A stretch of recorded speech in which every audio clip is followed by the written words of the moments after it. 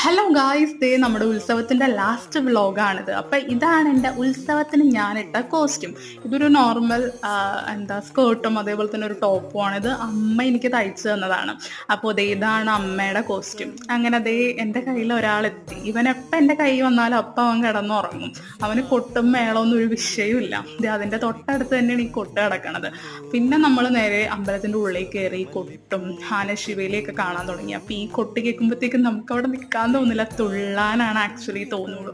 അങ്ങനെ നമ്മൾ കുറേ നേരം നിന്നങ്ങോട്ട് തുള്ളി, അതാണ് സത്യം. അപ്പോൾ അതേ നമ്മുടെ ആനശിവേലി കഴിഞ്ഞിരിക്കുന്നു. അപ്പോൾ എനിക്ക് കഴിയുമ്പോഴത്തേക്ക് എനിക്ക് ഭയങ്കര വിഷമമാണ്. കാരണം ഈ തിടമ്പ് ഇങ്ങനെ ആനയുടെ പൊക്കത്തുനിന്ന് ഇറക്കി ആന നെറ്റിപ്പട്ടമൊക്കെ അഴിച്ച് ഇങ്ങനെ ആ ഒരു പോകുന്ന ഒരു സീൻ എനിക്ക് ഭയങ്കര വിഷമമാണ്. അതെല്ലാ വർഷവും അങ്ങനെ തന്നെയാണ്. എനിക്ക് എന്താണെന്നറിയില്ല ഈ ലാസ്റ്റത്തെ ഈ ഒരു സീൻ കാണാൻ. അപ്പോൾ ഇന്നത്തെ വ്ളോഗ് ഇത്രയേ ഉള്ളൂ ഗായ്സ്. ബൈ.